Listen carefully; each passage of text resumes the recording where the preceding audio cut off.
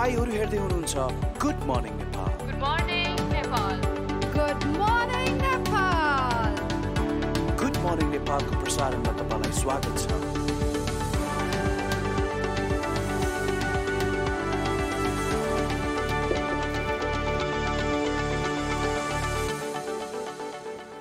नमस्ते, good morning, शुभ प्रभात। कार्यक्रम गुड मर्निङ नेपालमा यहाँहरूलाई हार्दिक स्वागत छ। म नवराज पाण्डे। आज आइतबारको दिन यो बिहानी फेरि थप उल्लास र अलिकति तपाईहरूलाई ऊर्जा प्रदान गर्नका लागि हामी कार्यक्रम गुड मर्निङ नेपाल लिएर उपस्थित भइसकेका छौँ। पक्कै पनि आशा छ तपाईँहरूको यो दिन सकारात्मकमा सुरुवात भइसकेको छ। यो सकारात्मक यो ऊर्जा दिनभर कायम रहोस् भन्ने अपेक्षा पनि गर्दछु। कार्यक्रम गुड मर्निङ नेपालमा हामी यहाँलाई तस्बिरका माध्यमबाट विभिन्न ठाउँहरूको अवलोकन गराउँछौँ, विभिन्न नयाँ कुराहरू देखाउने प्रयास गर्छौँ, साथै देश विदेशका नयाँ जानकारी, नयाँ समाचार, सन्देशहरू पनि प्रसारण जसरी हामीले देखाउँदै आएका छौँ। यससँगै एउटा विशेष विषयवस्तुमा हामी कुराकानी पनि गर्ने गर्दछौँ। सुरु गरौँ माई मर्निङ सेगमेन्टमा केही राम्रा तस्बिरहरू हामीले प्राप्त गरिसकेका छौँ माई मर्निङ सेगमेन्टबाट। पहिलो तस्बिर हामीलाई सम्पद लामिछानेले पठाउनु भएको छ। उहाँले काठमाडौँको स्वयम्भूको यो सुन्दर बिहानीको तस्बिरसहित लेख्नु भएको छ, our perfect photo to end Dashain 2077 भनेर। हुन त दसैँ सकिएको 2 दिन भएको छ। उहाँले केही दिन अगाडि खिचेर हामीलाई पठाउनु भएको तस्बिर हो। यो तस्बिरपछि अर्को प्रसङ्ग पनि रहेको छ। अर्को हामी तपाईँलाई रुकुम पश्चिमतर्फ पुर्याउन चाहन्छौँ। हामीलाई महेश केसीले पठाउनु भएको तस्बिर छ। उहाँले जुन यो आकाशको त्यो कम्पोजिसन, त्यो बादल, त्यो निलो आकाशको कम्पोजिसन जसरी मिलाउनु भएको छ, त्यस्तै क्याप्सनमा लेख्नु भएको छ, रुकुम पश्चिमको मुकाम मुसिकोटबाट शुभ प्रभात भनेर लेख्नु भएको छ। महेशजी, यहाँलाई पनि हामी काठमाडौँबाट शुभ प्रभात भन्न चाहन्छौँ। सूर्यलाई उदाउनु छ, बादल छिचोलेर न्यानो अनि उज्यालो दिनु छ। कमेन्ट पनि उहाँले जसरी यसको क्याप्सन पनि लेख्नु भएको छ, ह्याभ अ गुड डे, जय होस् भनेर रुकुम वेस्ट मोबाइलबाट खिच्नु भएको तस्बिर हो। महेशजीले यस्ता राम्रा तस्बिरहरू हामीलाई पठाइरहनु रहनु भएको छ। कहिले रुकुम पूर्वको, कहिले रुकुम पश्चिमको। यस्तै राम्रा यस्तै तस्बिरहरू देख्न पाउँदा हाम्रो मन पनि यति धेरै ऊर्जा, यति धेरै भरिन्छ। यस्तै तस्बिरहरू महेशजीका साथसाथै अरू सबै हाम्रा दर्शकहरूलाई पनि पठाउन आग्रह गर्छौँ। यसका लागि हाम्रो फेसबुक पेज रहेको छ KTV.GMN, कार्यक्रम गुड मर्निङ नेपालको सर्ट फर्म हो। त्यहाँ गएर यहाँले आफूसँग भएका, आफूले देखेका वा आफूलाई राम्रो लागेका तस्बिरहरू जो हामीसँग बाँड्न चाहनुहुन्छ भने पठाउन सक्नुहुन्छ। त्यस्तै ट्विटरमा पनि @officialgm नेपाल हाम्रो ट्विटर ह्यान्डल रहेको छ। त्यहाँ गएर पनि यहाँहरूले तस्बिरहरू पठाउन सक्नुहुन्छ। तस्बिरका विषयमा यहाँले प्रश्नसँग लेखिदिनु भयो भने हामी पनि त्यसलाई न्याय गरेर यहाँ वर्णन गर्न सक्छौँ। तस्बिर, भिडियो वा विषयवस्तुहरू अरू कुनै प्रसङ्गहरू छन् भने पनि यहाँले हामीसँग बाँड्न सक्नुहुन्छ। अब माई मर्निङ पछि आज के कस्ता समाचारहरू अलिक प्राथमिकताका साथ रहेका छन् ती विषयहरू ट्रेनिङ टुडे सेगमेन्टमा देखाउन चाहन्छौँ। सुरुवातमा त अब अहिले हामीले चाहेर पनि नचाहेर पनि कुरा गर्नुपर्ने विषय भनेको छ कोरोना नै। दिन प्रतिदिन कोरोनाको सङ्क्रमणको सङ्ख्या बढी नै रहेको छ, सङ्क्रमितहरूको सङ्ख्या बढी नै रहेको छ। यस हिसाबले पछिल्लो समयसरी चिसो पनि बिस्तारै बढ्दै गएको छ। काठमाडौँ उपत्यकासहित विभिन्न पहाडी र हिमाली जिल्लाहरूमा पनि चिसो बढेको छ। अब तराईका जिल्लाहरूमा पनि शीतलहर, चिसो बढ्ने क्रम सुरु भएको छ। चिसो र कोरोनाको अलिकति सम्बन्ध पनि हिसाबले चिसोको समयमा कोरोनाबाट सङ्क्रमण यो अलिकति बढी जोखिम रहने विभिन्न विज्ञहरूले बताउँदै आएका छन्। हामीले अलिकति चिसोको समयमा अपनाउनु पर्ने सावधानी अलि बढी अपनाउनु पर्ने परिस्थिति विकसित हुँदै गएको छ। यहाँहरूले त्यो कुरामा ख्याल गर्नुपर्ने हुन्छ। कोरोनाको कुरा गर्दा हिजो गएको 24 घण्टामा 2508 जना नयाँ सङ्क्रमित थपिएका छन् भने 2264 जना कोरोनालाई पराजित गरेर कोरोनाबाट निको पनि हुनुभएको छ। यससँगै नेपालमा कोरोना सङ्क्रमितको सङ्ख्या 1,70,743 पुगेको छ। काठमाडौँ उपत्यकामा मात्रै हिजो 1,357 जना नयाँ सङ्क्रमित देखिएका छन्। त्यस्तै देशभरि कोरोनाको सङ्क्रमण जति बढिरहेको छ, सङ्क्रमणबाट निको भएर 1,31,222 जना कोरोनालाई पराजित गरिसक्नु भएको छ। गएको 24 घण्टामा 9,279 जनामा कोरोना परीक्षण गरिएको थियो। नेपालमा अहिलेसम्म 14,43,343 जनाको PCR परीक्षण गरिएको छ। यसबीच 1,70,000 भन्दा बढी सङ्क्रमित देखिएको छ। अझ हामीले अपनाउनु पर्ने सावधानी निकै छ, धेरै छ। कोरोनाको जसरी हामीले न्यूनतम सावधानी, न्यूनतम ती मापदण्डहरू पालना गऱ्यौँ भने योबाट अलिकति बच्न सकिन्छ, यसको जोखिम न्यूनीकरण हुन सक्छ।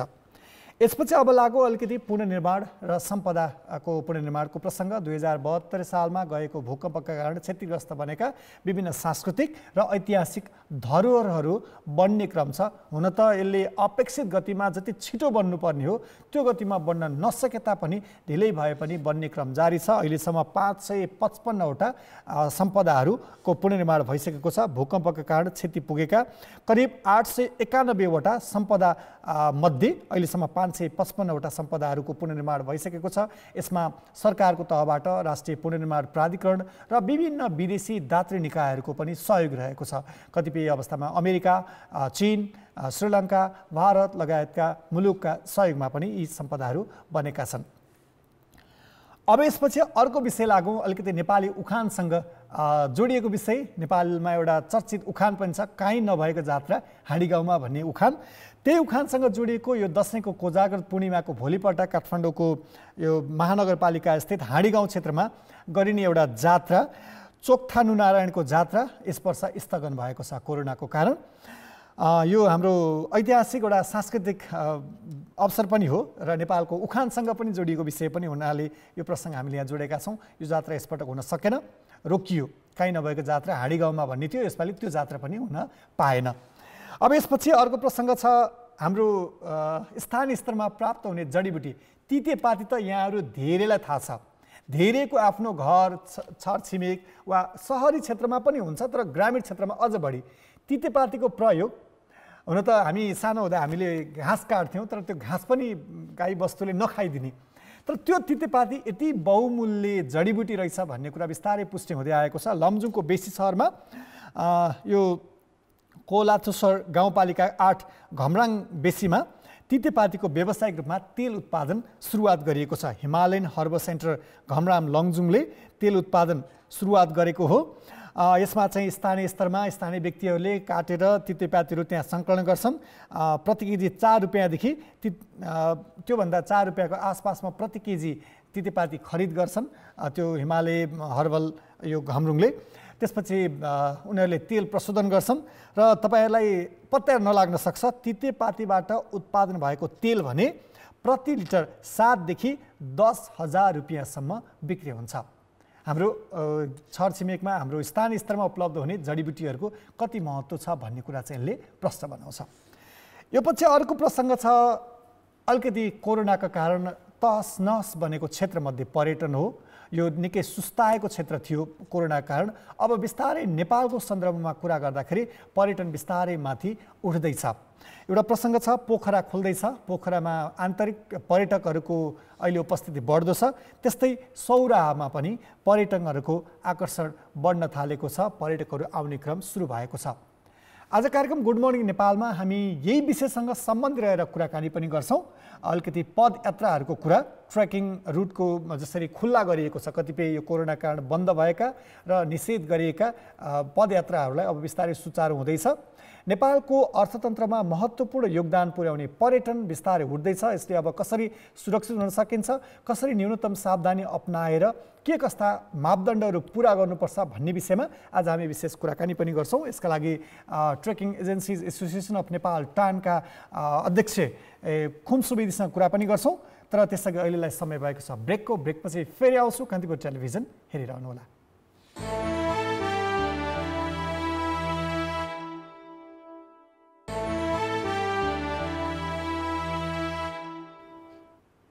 पुनः स्वागत छ। कार्यक्रम गुड मर्निङ नेपालका साथमा हुनुहुन्छ र आज हामी कुराकानी गर्न गइरहेका छौँ नेपालको पर्यटन प्रवर्धनको क्षेत्रमा विभिन्न योगदान पुर्याउँदै आएको विभिन्न पदयात्राको प्रसङ्गमा।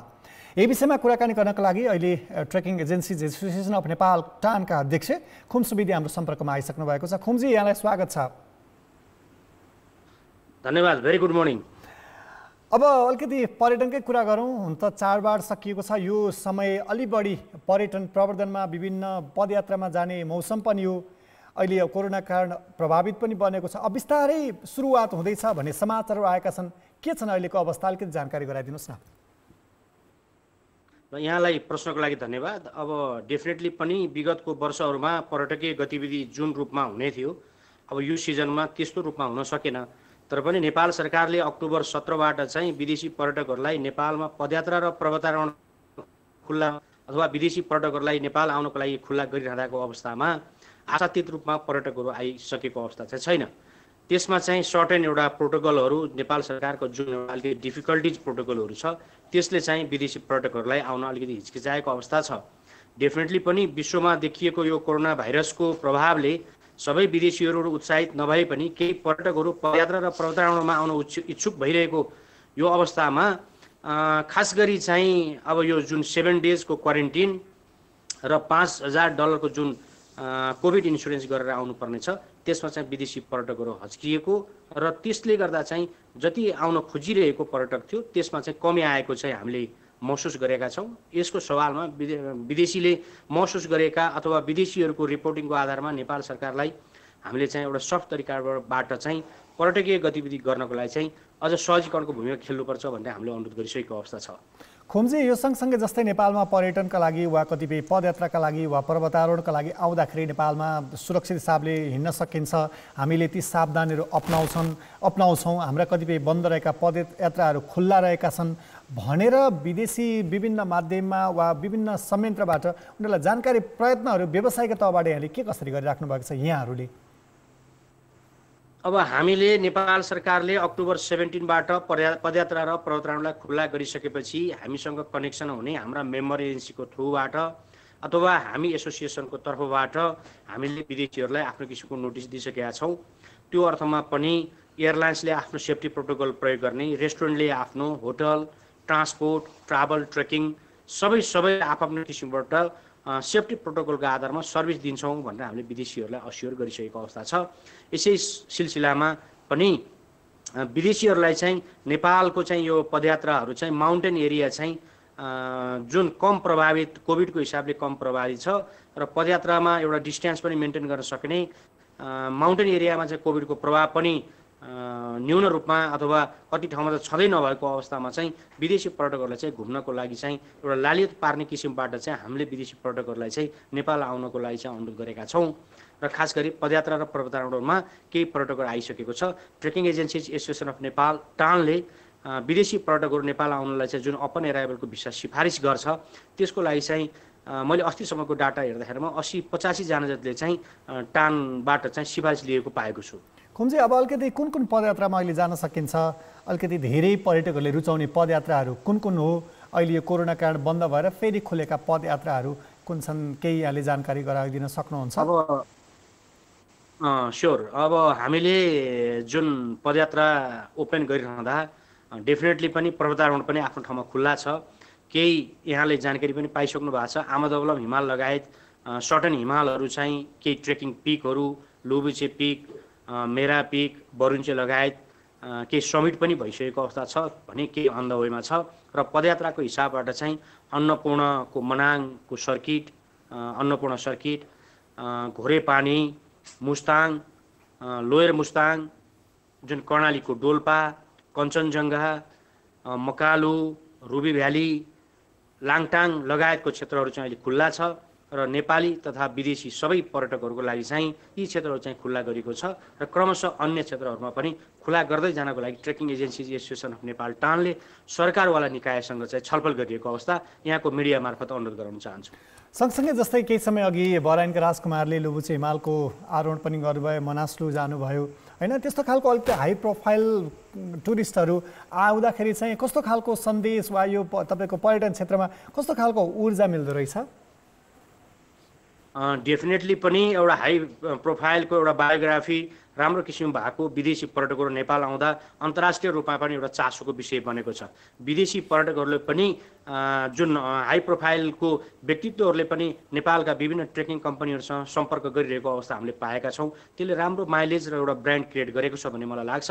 अब यसै किसिमबाट सम्पूर्ण ट्रेकिङ व्यवसायीहरूले पनि अलिकति क्वालिटी किसिमको टुरिस्टहरूलाई सर्भिस दिने र हामीले नेपालको एउटा नेम र फेमलाई पनि विश्व बजारमा चाहिँ उच्च रूपमा राख्नको लागि सम्पूर्ण trekking agencies association of Nepal टानको अध्यक्ष र सिङ्गो कार्य समितिको तर्फबाट सम्पूर्ण मेम्बर एजेन्सीहरूलाई पनि अनुरोध गर्न चाहन्छु। अबको समय भनेको अनिवार्य सहयोगी लिएर जाने, गाइड अथवा भरिया लिएर जाने र ट्रेकिङ कम्पनीको थ्रुबाट चाहिँ ट्रेकिङ अथवा पदयात्रा र पर्वतारोहण सञ्चालन गर्ने र रोजगारी पनि एउटा सिर्जना गर्ने र विदेशी पर्यटकहरूलाई पनि सेफ्टी सेक्युरिटी र एउटा ब्रान्ड क्रिएट गर्ने किसिमबाट चाहिँ सर्भिस दिनको लागि पनि म अनुरोध गर्न चाहन्छु भने अब हाम्रो पहल भनेको अनिवार्य सहयोगी लिएर नेपालमा जाने एफआइटी पर्यटकहरूलाई चाहिँ रोक्ने र सबैले चाहिँ एउटा रोजगारी सिर्जना गर्ने र नेपालको पर्यटन जुन अहिले खसिएको अवस्था छ यो अवस्थालाई चाहिँ उच्च रूपमा राख्ने र क्वालिटी टुरिज्मबाट चाहिँ अलिकति आर्थिक बढी उपार्जन गर्ने पनि हाम्रो लक्ष्य छ।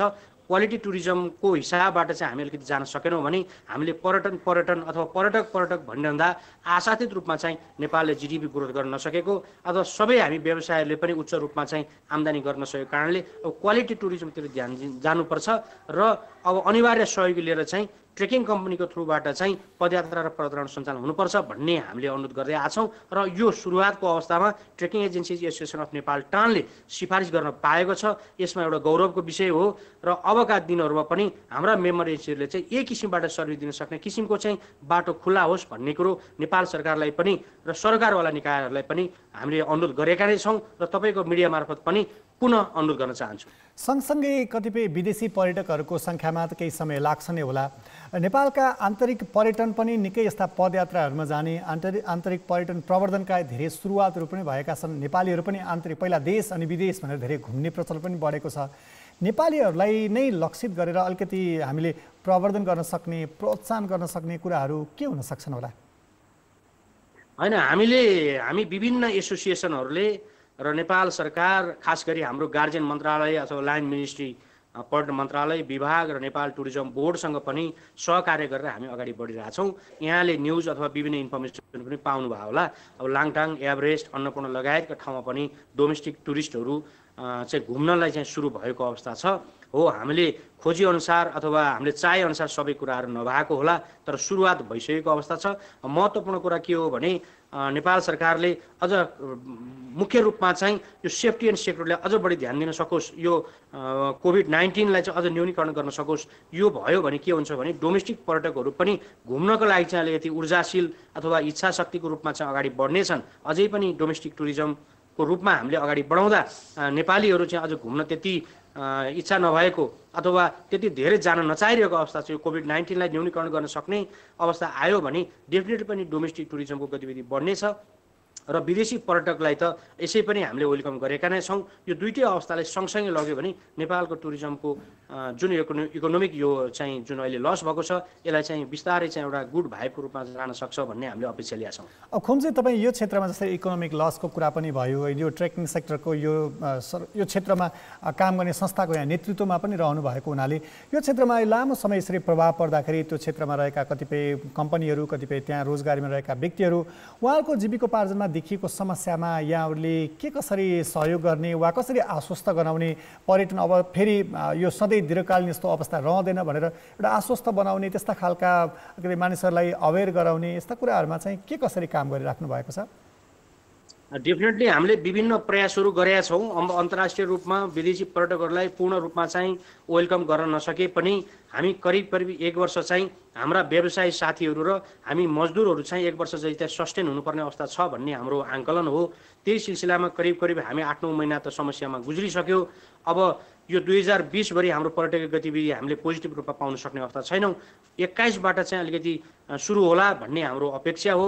22-23तिर नभई एउटा पर्यटन चाहिँ नर्मल वातावरणमा फर्किने छैन, किनभने विदेशमा पनि विदेशी पर्यटकको नेपाल घुम्नको लागि आफ्नो रोजगारी गुमाएको छ, इकोनोमिक समस्यामा परेको छ, परिवारहरू गुमाएको छ। त्यस कारणले गर्दा नेपाल आउन सक्ने त्यो त उच्च रूपमा नदेखिया कारणले गर्दा अलिकति नर्मल नभइसँग हुँदैन भन्ने हिसाबबाट चाहिँ हामीले चाहिँ व्यवसायीहरूलाई चाहिँ जुन र मजदुरहरूलाई चाहिँ जुन अड्याउने प्रयास चाहिँ हामीले गरेका छौँ। हुन त नेपाल सरकारले 50 अर्ब टुरिज्मको लागि छुट्याएको अवस्था भए पनि अहिलेसम्म हाम्रा व्यवसायले उपभोग गर्न पाएको छैन। यो दुःखद पक्ष छ। अर्थ मन्त्रालयले जति सके छिटो नेपाल राष्ट्र बैङ्कलाई आफूले कमिटमेन्ट गरेको जुन 50 अर्बको जुन टुरिज्म फन्ड जुन रिलिफ फन्ड छ त्यो चाहिँ तुरन्त राष्ट्र बैङ्कलाई दिएर सम्पूर्ण व्यवसायलाई पूर्व मेचीदेखि पछि महाकालीसम्म, ठुला व्यवसायदेखि साना व्यवसायसम्म सबैले उपभोग गर्ने किसिमबाट त्यसको प्रयोग अझै पनि होस् भन्ने हामीले अझै झिनो आशा राखेका छौँ। तर त्यो अवस्था हामीले पाएनौँ भने नेपालको पर्यटन उद्योग धराशायी हुँदै गइरहेको छ। अझै पनि धराशायी भएर नेपालको टुरिज्ममा लगानी भएको ठुला hotel, restaurant, airlines, travel, trekking जुन विभिन्न व्यवसायहरू सबै ध्वस्त हुनेछन्। फेरि नयाँ तरिकाबाट चाहिँ फेरि इन्भेस्ट गरेर लगानी गरेर फेरि नयाँ व्यवसायहरू आउन सक्ने सम्भावना कम हुनसक्छ। त्यस कारणले समयमा नै नेपाल सरकारले ध्यान दिएर कमसेकम अझै पनि अड्याउने प्रयत्न गरोस् भन्ने म अनुरोध गर्न चाहन्छु। र व्यवसायीहरूलाई चाहिँ हामी trekking agencies association of Nepal टानको नितान्त प्रयासमा गभर्मेन्टले गर्न नसकेकै चिज भन्छु म तपाईँको मिडिया मार्फत पनि म गौरवका साथ के भन्न चाहन्छु भने हामीले 2 लाखदेखि 10 लाखसम्म चाहिँ एउटा लोन लिन सक्ने वातावरण चाहिँ माछा पुछ्रे बैङ्कसँग हामीले एमओयू गरेका छौँ। हाम्रा व्यवसायीहरूलाई कमसेकम 1 वर्षसम्म सामान्य भाडा तिरेर साधारण एउटा हाम्रा व्यवसाय जुन मजदुर साथीहरूलाई चाहिँ अड्याउने किसिमबाट चाहिँ यो एमओयू गरेका छौँ भने मजदुर साथीहरूलाई गाइडहरूलाई खास गरी लाइसेन्स भएका गाइडहरूलाई चाहिँ 15,000 पर मन्थ चाहिँ 1 वर्षको लागि चाहिँ 1,80,000 जति एउटा दैनिक जीवन गुजारा गर्नको लागि चाहिँ हामीले माछा पुछ्रेसँग एमओयू गरिसकेका छौँ भने धेरै कुरा गर्न मन थियो। अब बिस्तारै पर्यटनका गतिविधिहरू बढ्दै जाउन्, सुरक्षित भएर यी गतिविधिहरू बढेसँगै हाम्रो आर्थिक क्षेत्रमा पनि सकारात्मक प्रभाव परोस्। यो समयका लागि यहाँलाई धेरै धेरै धन्यवाद। यहाँलाई पनि धेरै धेरै धन्यवाद र यो जुन टान र समग्र पर्यटनको बारेमा केही भन्ने मौका दिनुभयो यहाँलाई पनि धेरै धेरै धन्यवाद। हस्, धन्यवाद। उहाँ हुनुहुन्थ्यो खुम्सुबेदी, टानका अध्यक्ष पनि हुनुहुन्छ र पछिल्लो समय जसरी पर्यटनमा केही गतिविधिहरू सुरुवात भएका छन्, सुरक्षित रहन चाहिँ जरुरी नै छ। तैपनि आर्थिक क्षेत्रमा ठुलो हिस्सा ओगटेको पर्यटन क्षेत्र पक्कै पनि यो क्षेत्र धराशयीभन्दा मुलुकै अर्थतन्त्रमा एउटा नकारात्मक प्रभाव पर्ने छँदैछ। यसमा अलिकति सुरक्षित भएर कतिपय अपनाउनु पर्ने सावधानी अपनाएर सरकारले पनि यो क्षेत्रलाई गम्भीरताका साथ हेरोस् भन्ने हाम्रो कामना पनि छ। कार्यक्रम गुड मर्निङ नेपालको निर्धारित समय सकिने लागेको छ। भोलि फेरि नयाँ विषय र प्रसङ्गका साथ आउने नै छौँ। यसपछि हाम्रो अङ्ग्रेजी समाचार बुलेटिन कान्तिपुर न्युज रहनेछ। सहकर्मी सयरा चित्रकार आउँदै हुनुहुन्छ कान्तिपुर न्युज लिएर। कान्तिपुर टेलिभिजन हेरिरहनुहोला। यहाँको दिन शुभ रहोस्। नमस्ते, शुभ दिन।